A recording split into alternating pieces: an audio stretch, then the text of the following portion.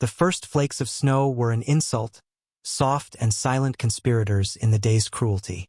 They settled on Eleanor Vance's thin coat, melting into dark spots of cold that seeped through to her skin. Each one was a tiny, fleeting kiss of misery. She stood on the curb, a statue carved from quiet grief, and watched as two men, hired for their indifference, carried the architecture of her life out of the small blue house and deposited it onto the frozen lawn. Her armchair, the one with the permanent indentation from her late husband, John, was upended near a rosebush, its legs pointing at the bruised sky like an accusation. The moving truck idled at the curb, its diesel exhaust a foul, gray plume in the pristine air, a dragon's breath signaling the end of a fairy tale. Across the lawn, Silas Croft watched, his arms crossed over a chest puffed with the petty satisfaction of a small man wielding immense power. He was a man built of soft edges and hard opinions, his face a fleshy canvas of smug disapproval. He'd owned half the rental properties in this modest town for 30 years, and his reputation for squeezing every last cent from his tenants was as solid as the foundations he profited from. He had made sure this eviction was a public spectacle, arriving with the movers and the lone sheriff's deputy himself, ensuring the neighbors had a front-row seat to the dismantling of Eleanor Vance's world. He wanted them to see. He wanted them to fear. This is what happens, his posture screamed, when you are 3 weeks late on 1 month's rent. Eleanor felt the neighbors' eyes on her, peering from behind parted curtains and half-cracked doors. She saw Mrs. Gable from next door quickly pull her head back, a flicker of pity in her eyes before the fear of association won out. Mr. Henderson across the street, who John had helped build a deck for just 2 summers ago, was suddenly preoccupied with sweeping non-existent dust from his immaculate porch. They were not cruel people, not inherently, but their silence was a form of complicity, a quiet, collective turning of backs that felt almost as sharp as Croft's open hostility. They were afraid of the same fate, of attracting the landlord's cold, calculating gaze. And so Eleanor stood alone, an island in a sea of silent judgment, the cold of the pavement rising through the thin soles of her worn boots. The snow was falling faster now, a thickening shroud determined to bury the remnants of her life before she had even had a chance to say goodbye. This wasn't just an eviction. It was a burial. Silas Croft walked toward her, his expensive leather shoes crunching on the thin layer of new snow with a sound of grating finality. "Well, Eleanor," he began, his voice oozing a syrupy, false sympathy that was more insulting than outright anger. "It didn't have to come to this. A simple payment. That's all it would have taken." He gestured vaguely at the growing pile of her possessions.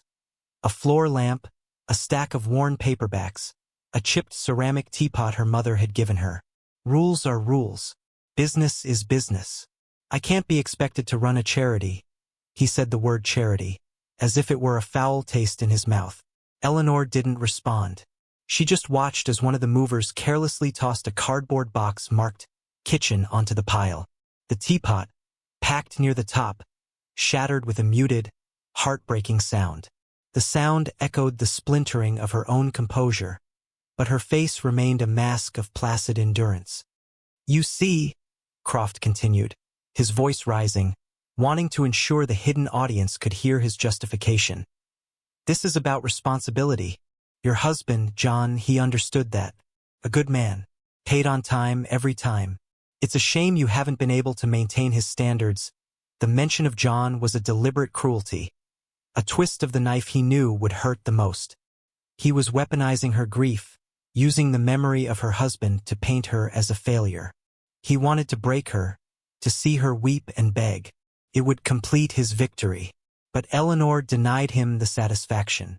She met his gaze, her own eyes, a pale, washed-out blue, holding a depth of sorrow he could never comprehend, but not a single tear.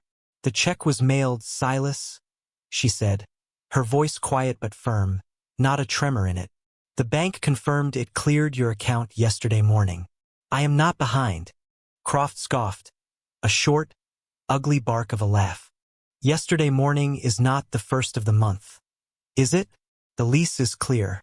A late fee which you also failed to include, and after 60 days of non-payment, the eviction process is automatic." "I'm just following the paperwork," he was lying. She had been late once before, by a few days after John's funeral, but she had never missed a payment entirely. This was punitive. This was personal. He had wanted this house for months, planning to flip it for a tidy profit in the spring, and her quiet, stubborn presence was an inconvenience. "Now, the deputy is here to ensure you vacate the premises peacefully," he said, gesturing to the young officer who was staring fixedly at the tops of his boots, his face a portrait of professional misery. "Don't make this any harder on yourself," with a final, dismissive glance at her. He turned and walked back to the warmth of his idling car, leaving her to watch the last pieces of her life being discarded like trash in the snow. The humiliation was a physical weight, pressing down on her shoulders, but she refused to buckle. She would not give him the satisfaction of her collapse. This house was more than wood and nails to Eleanor. It was a reliquary. Every creak of the floorboards was a memory of John's heavy tread coming home from the garage. The faint scent of sawdust and motor oil that still lingered in the back closet was his ghost. He had bought this place for them with his savings from the military, his one big dream after a life of service. "No more moving, Elle," he'd said, his big, calloused hand covering hers as they stood on the porch the day they got the keys. "This is it. This is our forever." He had been a man of quiet honor, a mechanic by trade but a protector by nature. He saw the world in simple terms of right and wrong, of loyalty and betrayal. He'd been a member of a motorcycle club in his younger, wilder days, a fact he rarely spoke of but which was evidenced by a single, faded photograph tucked away in an album. A younger John, lean and grinning, surrounded by men in leather vests, their arms slung around each other in a fierce display of brotherhood. He called them his first family. A life of wind and asphalt he'd traded for a life of quiet devotion to her. When the cancer came, it was swift and merciless. It took him in 6 months, eroding his strong body and leaving Eleanor with a mountain of medical bills and a heart hollowed out by his absence. She'd taken a second job, waitressing at the local diner, her nights filled with the clatter of plates and the ache in her feet, all to keep his promise, to hold on to their forever. The house became her sanctuary, the last tangible piece of him she had left. She would talk to him in the evenings, sitting in his armchair, tracing the worn fabric, telling him about her day, about the funny customer or the leaking faucet. Losing the house wasn't just about losing a roof over her head. It was about losing him all over again. It was the final, definitive erasure of their shared life, a confirmation that she had failed to protect the one thing he had entrusted to her. Each object now sitting in the cold, his favorite coffee mug, the hand-carved birdhouse he'd made for their anniversary, the heavy wool blanket they'd huddled under on winter nights, was a testament to that failure, and the sight of them, exposed and vulnerable, was an agony beyond words. The pressure in Eleanor's chest was a physical thing, a solid mass of unshed tears and unspoken rage. The movers were working faster now, eager to be done, to escape the cold and the suffocating quiet of the scene. One of them, a young man with a weary face, emerged from the house carrying the last of her things. A small, heavy wooden box. Eleanor's breath hitched. It was John's box. Inside were his military medals, his dog tags, his folded discharge papers, and that one faded photograph of his biker brothers. It was the heart of him, the summary of his honor and his history. The mover, his hands numb with cold, fumbled. The box slipped from his grasp, tumbling end over end before landing in a slushy pile of snow near the curb. The lid burst open. The contents spilled out into the wet, gray mess. A purple heart, its ribbon a stark slash of color against the white, sank partially into the slush. The photograph of grinning, leather-clad men landed face up, the snowflakes quickly obscuring their faces. A collective gasp went through the hidden audience of neighbors. This was a desecration. Even from a distance, the significance of the medals was clear. This crossed a line from a legal proceeding to a profound act of disrespect. The young sheriff's deputy flinched, taking a half-step forward before stopping, his duty warring with his conscience. Silas Croft, from the heated interior of his car, merely rolled his eyes at the delay. For Eleanor, it was the final blow. The sight of John's honor lying discarded in the gutter broke through her carefully constructed dam of composure. A single hot tear escaped and traced a path down her frozen cheek. But still she did not make a sound. She walked forward with a slow, deliberate grace, knelt in the slush, her knees instantly soaking through, and began to gather the items. Her fingers, trembling with cold and grief, carefully picked each metal out of the muck, wiping it clean on the sleeve of her coat. She rescued the photograph, holding it to her chest for a moment before placing it gently back in the box. She did it all with a profound, heartbreaking dignity that shamed every silent onlooker. She was a queen tending to the crown of her fallen king, and in that moment of utter defeat, she had never looked stronger.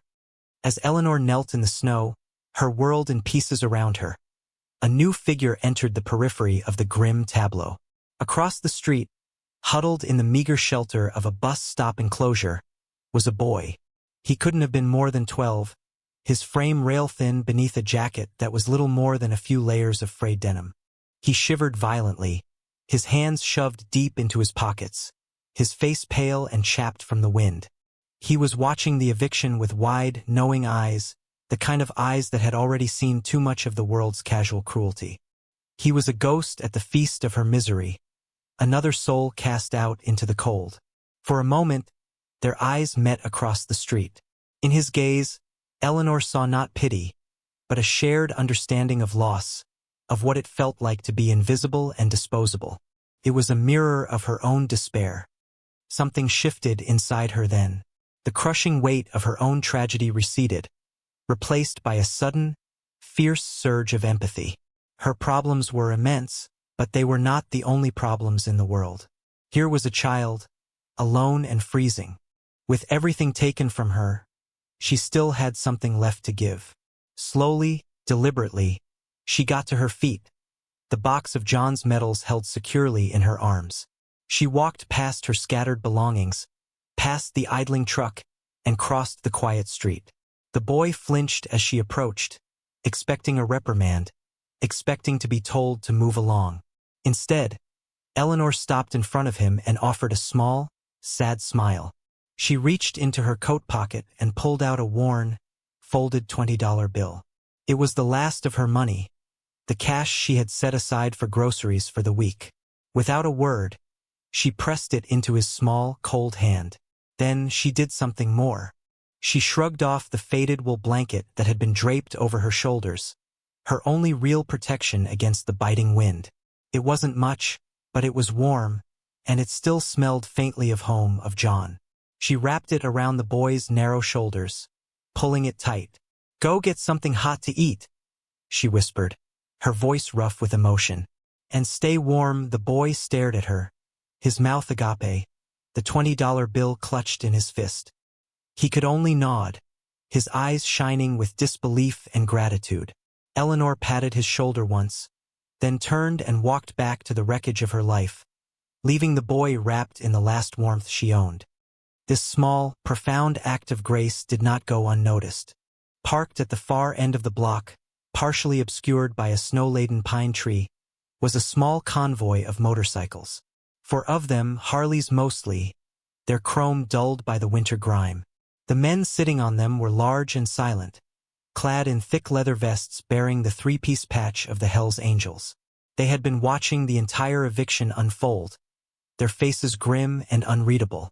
They had seen Croft's cruelty, the neighbors' cowardice, and Eleanor's quiet stoicism. They had been debating intervention, their code of conduct a complex thing. They didn't involve themselves in civilian affairs unless a clear line was crossed. The spilled medals had been one such line. But Eleanor's act of selfless charity was something else entirely. It was a signal, a flare of pure, unadulterated honor in a sea of disgrace. The man at the head of the group, whose vest identified him as Reaper, the chapter president, watched Eleanor wrap the blanket around the shivering boy. A flicker of something, respect, recognition, perhaps even awe, crossed his weathered face. He had seen bar fights, brawls, and acts of brutal loyalty, but he had rarely witnessed courage of this kind. The courage to give when you have nothing, to show kindness when you have only been shown cruelty. He turned his head slightly to look at the man next to him, a mountain of a man named Grizz. He didn't speak. He just gave a short, sharp nod. It was a command, an acknowledgement, and a promise. Grizz nodded back, pulling a phone from his pocket. The whispers that had been running through the small group of onlookers, the murmurs of shame and admiration for Eleanor, were now echoed by the bikers. They had seen enough. The rules had changed.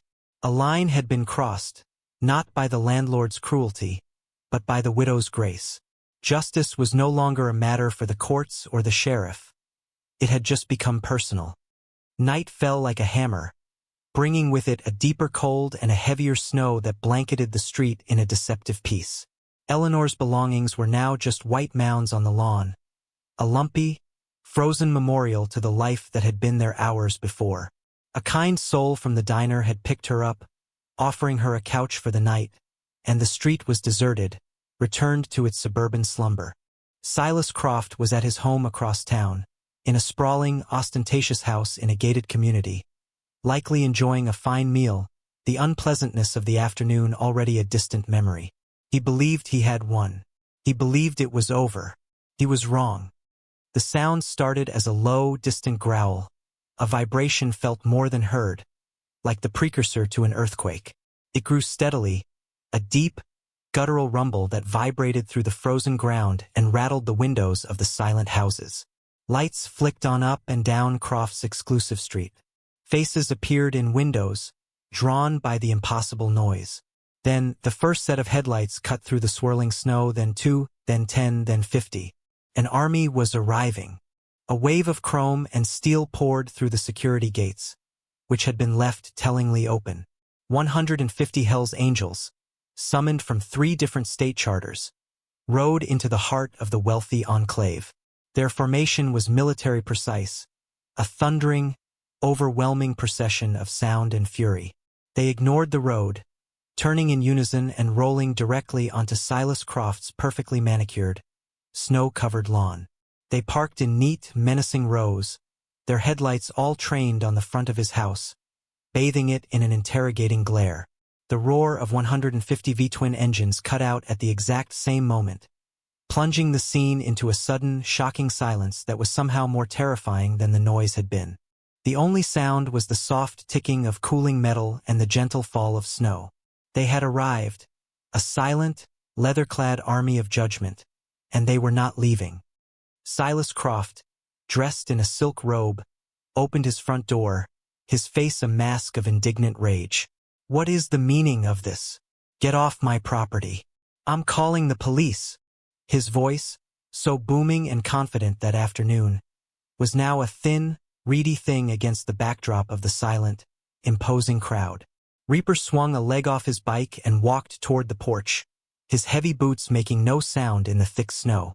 He was flanked by Grizz and 2 other sergeants at arms. They moved with a slow, deliberate purpose that radiated menace. They stopped at the bottom of the steps, looking up at the sputtering landlord. "We're not here to talk to you about your lawn, Silas," Reaper said, his voice a low, gravelly calm that cut through the cold air. "We're here to talk about a woman named Eleanor Vance." Croft's face paled. That is a private business matter. It has nothing to do with you." Reaper took another step forward, into the light of the porch. "It has everything to do with us," he said, his eyes locking onto Croft's. "You see, her husband, John Vance. We knew him. Back in the day, before he met Eleanor and decided to build a life, he rode with us. He was a founding member of our charter. He was our brother." Reaper paused, letting the words hang in the frozen air. "We had a name for him. We called him Saint because even back then, in a world of rough men, he was the one with the unshakable moral compass. The one who'd give you the shirt off his back, who always stood up for the person who couldn't stand up for themselves." He gestured back toward his silent army. "Every man here either knew him or knows his legend. He was family." The revelation hung in the air, thick and heavy.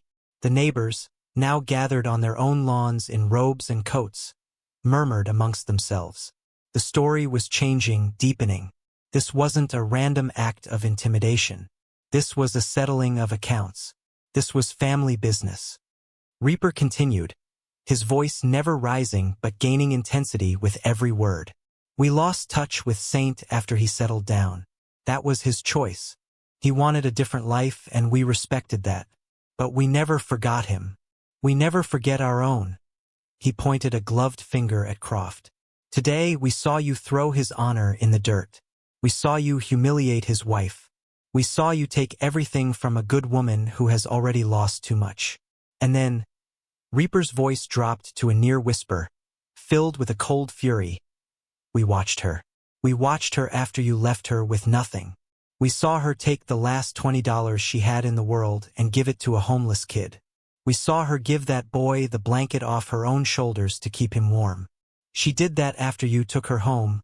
A wave of shame washed over the faces of the watching neighbors. They had done nothing, while this woman with nothing had done everything. That's who John Vance was, Reaper said, his gaze unwavering. And that's who his wife is. That kind of honor. That's our currency. It's the only thing that matters. He took the final step up to the porch, standing inches from the trembling landlord. And you, Silas, you have none. You are bankrupt. The night's negotiation was brief and one-sided. There were no raised voices, no overt threats of violence. There didn't need to be. The silent presence of 146 other bikers standing sentinel on the lawn was threat enough. Reaper laid out the terms with chilling clarity. By morning, Silas Croft would be at his lawyer's office. He would sign the deed to the little blue house over to Eleanor Vance, free and clear of any mortgage or lien, which he would personally pay off. He would also write a check for a sum with 5 zeros to the local Veterans Benevolent Fund, a donation in John Vance's name. There would be no police, no courts, just a simple transfer of property and a quiet act of atonement. Failure to comply was not an option presented. By sunrise, a pale and shaken Silas Croft was seen driving away from his home, presumably toward his lawyer's office. The bikers remained, a silent, patient occupying force, until a call came through to Reaper's phone confirming the transaction was in motion. Then, as one, they started their engines, the roar a deafening salute to their victory, and rode away, leaving the pristine lawn chewed into a muddy ruin.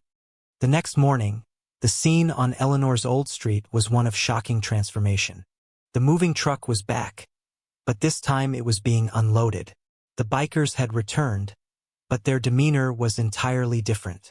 The intimidating presence of the night before was replaced by a quiet, focused energy. They were a construction crew, a moving company, a landscaping service all rolled into one. Grizz, the giant of a man, was gently carrying Eleanor's armchair back onto the porch as if it were a holy relic. Others were carefully unboxing her kitchen supplies. A team was on the roof, checking for loose shingles. Another was repainting the porch railings where the paint had started to peel. They worked with a quiet efficiency, their large, tattooed hands surprisingly gentle with her fragile belongings. The community, emboldened and deeply shamed by the bikers' actions, emerged from their homes. Mrs. Gable appeared with a large pot of hot coffee and a tray of donuts. Mr. Henderson, his face etched with regret, rolled his lawnmower over and began cutting the grass. Soon, the street was filled with people, all working together, their collective silence from the day before replaced by a bustling, communal effort to right their wrong. They were rebuilding not just her home, but the very fabric of their neighborhood. Late in the afternoon, Reaper approached Eleanor as she stood on her newly painted porch, watching the scene with tears of disbelief and gratitude streaming down her face. He held out a small, circular leather patch. It was the Hell's Angels' death head emblem, but stitched beneath it in simple, white letters was the name, Saint. This was his, Reaper said softly. It belongs with you now. Your family, Mrs. Vance. You ever need anything at all, you know who to call. Eleanor took the patch, her fingers tracing the worn leather. It felt warm, heavy with history and loyalty. It was a shield. It was a promise. It was a welcome home. The snow finally stopped. The next day, a weak winter sun broke through the clouds, casting a pale, hopeful light on the little blue house. The muddy tracks on the lawn were the only evidence of the previous day's chaos. Inside, everything was in its place, cleaner and more secure than it had been in years. The pantry was full, the heat was on, and the deed to the house, free and clear, sat on the kitchen table. Eleanor sat in John's armchair, the one that had been so cruelly upended, and held the small leather patch in her lap. She felt a sense of peace she hadn't known since before he got sick. It was a bittersweet peace, laced with the sharp sting of his absence but cushioned by the incredible, unexpected kindness of strangers who were not strangers at all. The house was quiet, filled only with the ghosts of good memories now, the specter of loss having been exorcised. Late in the afternoon, she heard it. A single, familiar rumble. She went to the window and saw Reaper's motorcycle pull up to the curb. He didn't get off. He just sat there for a moment, his engine idling, and looked at the house. He looked at the clean windows, the repaired fence, the wisp of smoke curling from the chimney. He saw her standing in the window and gave a slow, respectful nod. Eleanor nodded back, her hand rising to her heart, the patch clutched tightly within it. It was a silent conversation, an acknowledgement of a debt paid and a bond forged. He gave a final twist of the throttle, a sound not of anger but of farewell, and rode down the street, disappearing around the corner.